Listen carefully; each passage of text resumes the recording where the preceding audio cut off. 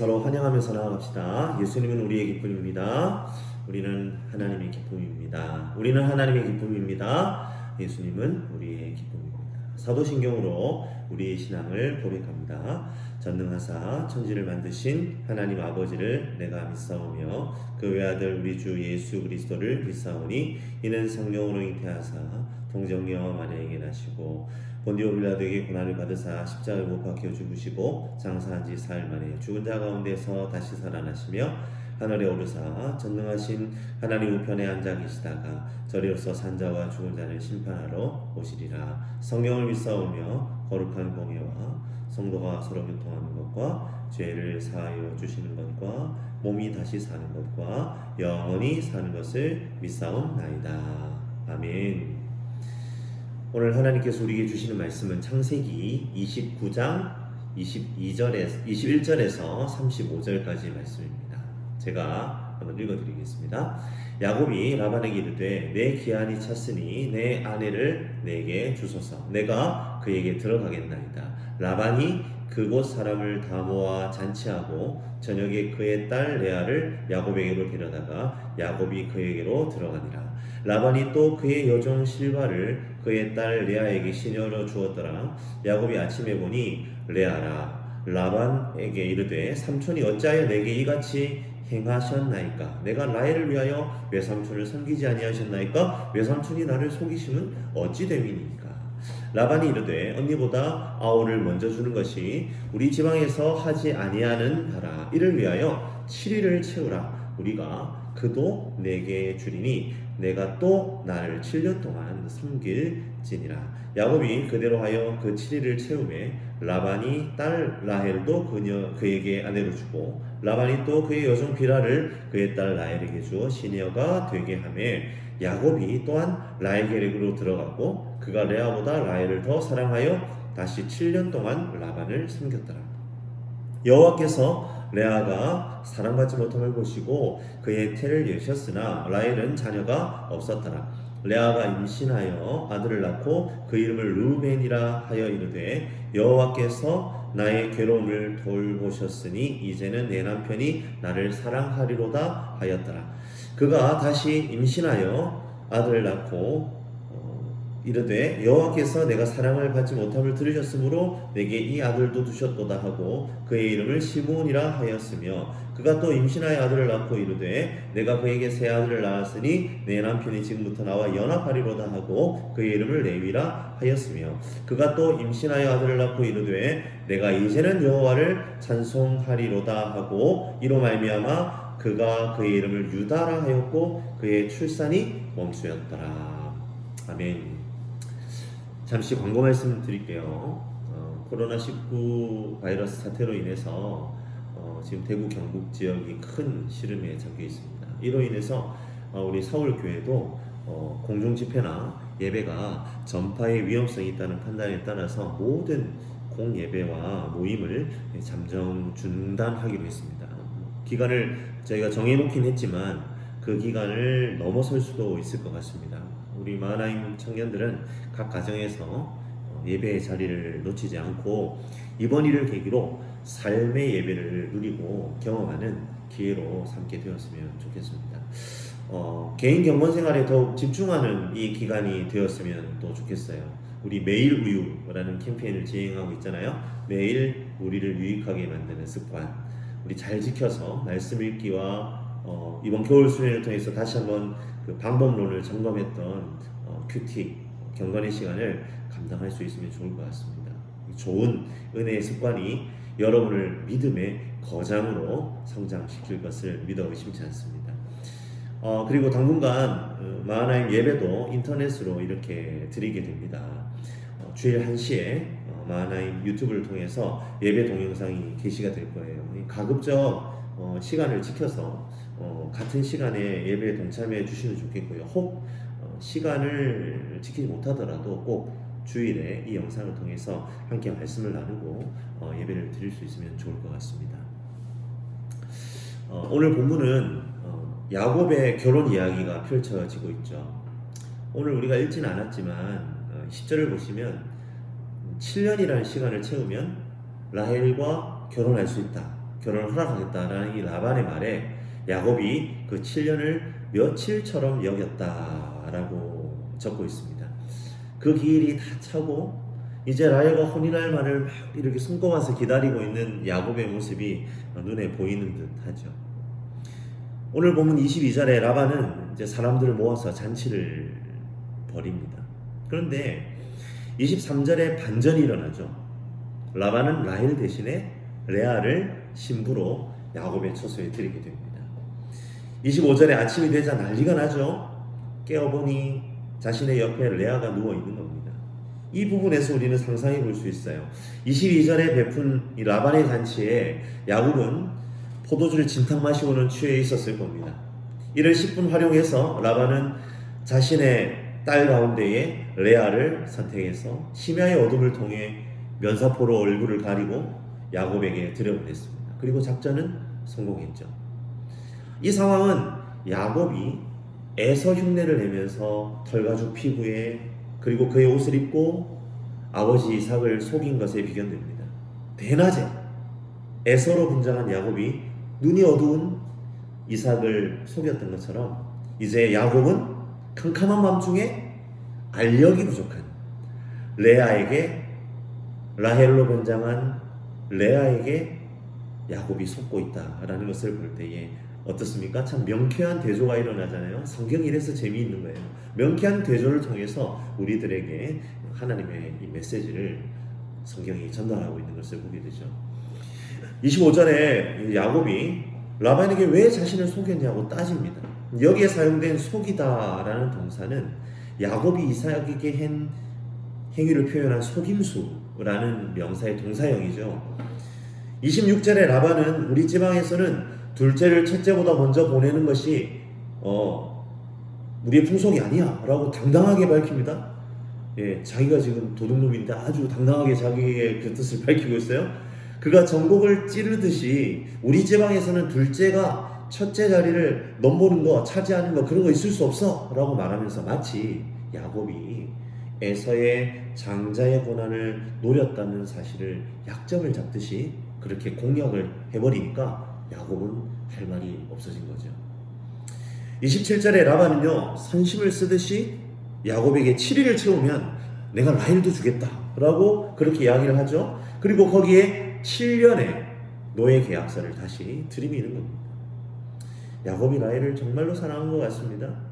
30절에 결국 라헬에게로 들어갔고요 다시 7년을 섬겼다라고 하는 것을 보면 말이죠.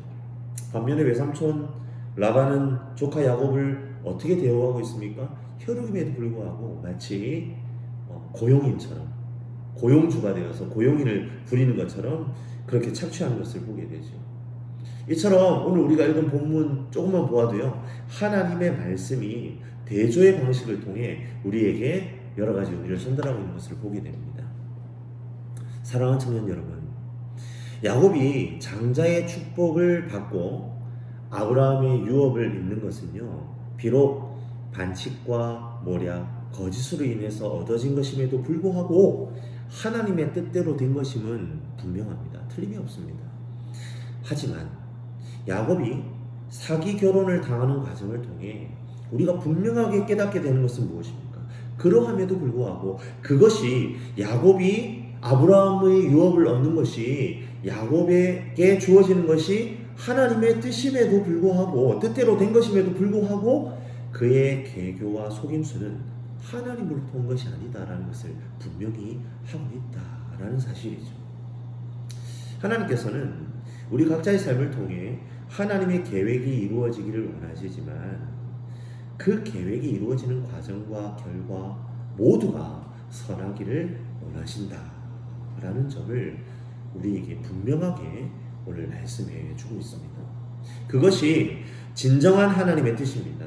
하지만 연약한 우리 인생들은 목적과 목표에만 몰두하기 십상입니다. 뭐로 가도 서울로만 가면 된다라는 인식으로 하나님의 일을 할 때에 결국에는 그 대가를 치러야 하는 때가 있다라는 것을 오늘 말씀이 우리에게 이야기합니다. 하나님께서 우리 각자의 인생을 통해 이루고자 하시는 귀한 뜻들을 먼저 발견하고 소중하게 붙잡아 나아가는 저와 여러분들이 되시길 주님의 이름으로 간절히 축복합니다. 그리고 그 귀한 뜻을 깨달아 알았다면 우리는 결단해야 돼요. 하나님의 방법에 귀를 기울이며 세상의 기만과 술수로 접근하지 않겠다라는 결단 말이죠. 주님의 방법으로 그것을 이루어드리기로 결단하는 것이 우리에게 필요하단 말입니다. 그런 삶을 살아드리는 우리 모든 많은 식구들이 되기를 바랍니다. 인간의 모략을 의지하는 삶의 방식을 고수한다면 그럼 어떻게 될까요? 하나님께서는 우리들로 하여금 절망의 연단의 과정을 겪게 하실지도 모르겠습니다. 야곱이 7일을 채워 라헬을 얻은 후에 그 7년의 시간처럼 말이죠. 더 이상 그 시간이 야곱에게 며칠처럼 느껴지지는 않았을 것입니다. 아마도 수십 년으로 느껴지지 않았을까요? 우리는 이런 과오를 겪게 되지 않기를 주님의 이름으로 간절히 바랍니다. 이제 31절부터 35절까지는 레아가 야곱에게서 4명의 아들을 낳는 내용이 쭉 이어지죠. 31절에 레아가 야곱의 사랑을 받지 못했다라고 합니다. 그런데요, 히브리어 원어를 보시면 이 표현이요, 미움을 받았다라는 의미입니다.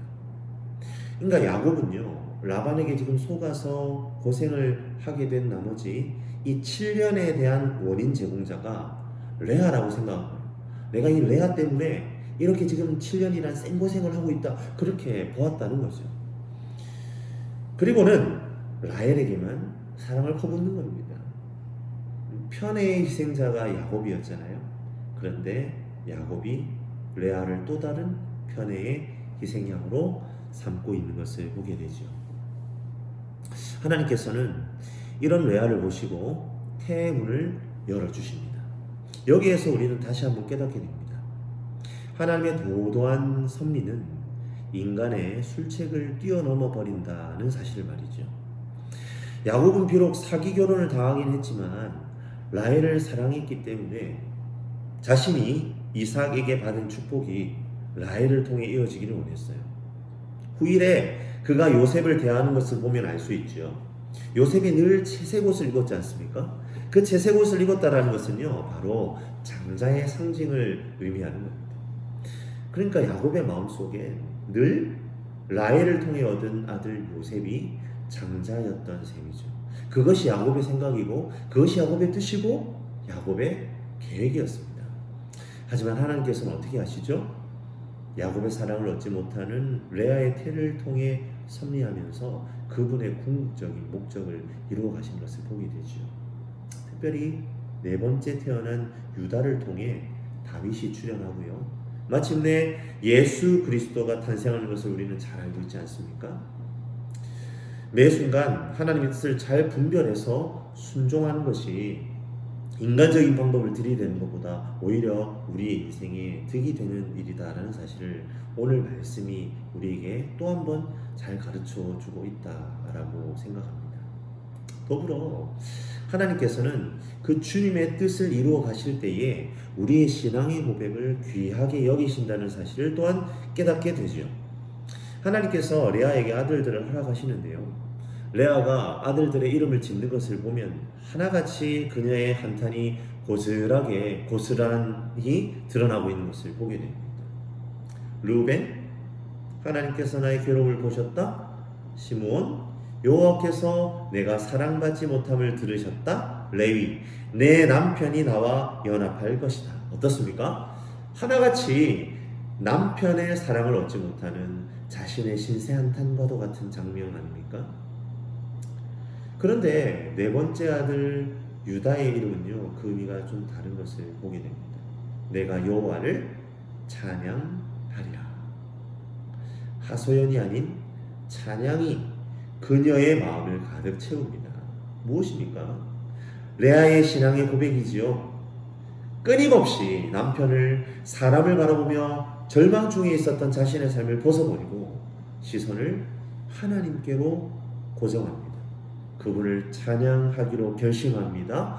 그 신앙의 고백을 자녀의 이름에 담았어요. 하나님께서는 그녀의 신앙의 고백을 들으시고 그녀를 통해 하나님의 놀라운 구속의 역사를 이루어 가십니다. 사랑하는 마하나임 공동체 여러분, 우리의 시선은 지금 어디에 있습니까? 내가 정한 목표와 방향에 맞지 않다고 여겨서 원망과 불평으로만 가득 채워진 우리의 삶은 아니냐는 말이죠. 우리의 불평과 원망에 상관없이 하나님의 놀라운 섭리는 그분의 뜻을 따라 끊임없이 흘러가고 이루어간다라는 것을 우리는 생각해야 합니다. 그런데요, 더 놀라운 것은 하나님께서는 그 하나님의 섭리를 하나님의 사람들의 믿음의 고백, 신앙의 결단을 통해 이루어 가신다는 점입니다. 그 레아의 신앙의 고백, 내가 하나님을 찬양하리로다, 그 유다라는 이름을 통해 하나님 이 땅 가운데에 놀라운 구속의 역사를 이루시고 그를 통해 예수 그리스도를 보내시는 것처럼 하나님께서는 우리의 놀라운 신앙의 고백으로 하나님께 시선을 고정하는 그 믿음의 백성들을 통해 하나님의 일들을 이루어 가신다는 겁니다. 하나님은 오늘도 그 놀라운 믿음의 백성들, 하나님께 시선을 고정하고 놀라운 신앙의 고백으로 서는 하나님의 사람들을 찾고 계십니다. 오직 하나님께만 우리 시선을 고정하는 저와 여러분들의 삶이 되기를 주님의 이름으로 간절히 축복합니다. 그때에 우리 마하나임을 통해 하나님의 놀라운 역사가 일어나게 될 줄로 믿습니다. 사람 의식하지 아니하고 사람의 방법에 견눈질하지 않고 오직 순종함으로 매 순간 하나님의 일하심을 경험하는 저와 여러분들의 삶이 되시기를 주님의 이름으로 간절히 축원합니다. 기도하겠습니다. 참 좋으신 하나님 아버지, 하나님께서 지금 이 땅 가운데에 큰 어려움과 큰 위기들로 이 땅이 채워져 있음을 보게 하시고 또한 우리 믿는 자들이 지금 이 어렵고 힘든 순간들을 하나님의 말씀과 기도로 이겨내고 뛰어넘기를 원하신다라는 것을 또한 우리가 깨닫게 됨을 바라보게 됩니다. 하나님, 우리에게 주어진 여러 가지 어려움과 원망과 또 불평할 수 있는 또 절망에 빠질 수 있는 모든 상황들을 하나님께서는 하나님을 향한 그 믿음의 고백과 신앙의 결단으로 감당하고 이겨내기를 원하시는 줄로 주님 믿습니다. 하나님, 우리의 마음 가운데에 그러한 귀한 신앙의 고백이 흘러넘칠 수 있도록 주님 인도하여 주시옵소서. 그때에 하나님께서 우리의 귀한 신앙의 고백을 사용하셔서 하나님의 귀한 섭리를 이루어 가시고 하나님의 귀한 은혜의 역사들을 감당해 나간다는 것을 우리가 다시 한번 더 깨닫게 됩니다. 하나님, 우리의 마음 가운데 믿음의 결단이 일어나게 하시고 레아가 그 절망 중에도 하나님을 높여드리고 찬양하는 그 믿음의 고백으로 나아갈 때에 주님께서 그 레아의 퇴문을 통하여 주님의 놀라운 구속의 사역을 이루셨던 것처럼 우리의 절망, 우리의 아픔, 우리의 고통 주님께 온전히 올려드림으로 말미암아 주님께서 일하시는 것을 보게 하여 주시옵소서. 또한 하나님의 뜻이 깨달아지고 하나님의 놀라운 섭리를 내가 깨달아 알 때에 그것이 주님의 뜻과 주님의 방법으로 이루어질 것을 항상 기대하고 고백하며 나아갈 수 있는 우리의 심령 되게 하시고 그것을 이루어 나가는 과정 가운데 손끝 하나라도 손톱 하나라도 하나님 인간의 방법이나 생각으로 감당하지 않는 오직 주님의 뜻을 감당하고 이루어 나가는 우리 귀한 마하나임의 지체들 될 수 있도록 주님 은혜를 다하여 주시옵소서. 오늘도 우리와 함께 하시는 주님을 찬양합니다. 이 모든 말씀 살아계신 예수님 이름으로 간절히 기도하옵나이다. 아멘. 우리 주기도문으로 예배를 마치겠습니다. 하늘에 계신 우리 아버지여, 이름이 거룩히 여김을 받으시오며 나라 임하옵시며 뜻이 하늘에서 이룬 것 같이 땅에서도 이루어지이다. 오늘날 우리에게 일용할 양식을 주옵시고 우리가 우리에게 죄 지은 자를 사하여 준 것 같이 우리의 죄를 사하여 주옵시고 우리를 시험에 들게 하지 마옵시고 다만 악에서 구하옵소서. 대개 나라와 권세와 영광이 아버지께 영원히 있사옵나이다. 아멘. 예배를 마쳤습니다. 항상 건강하시고 다음에 다시 볼 날까지 우리 기대하면서 갔으면 좋겠습니다. 주님의 이름으로 평안을 전합니다.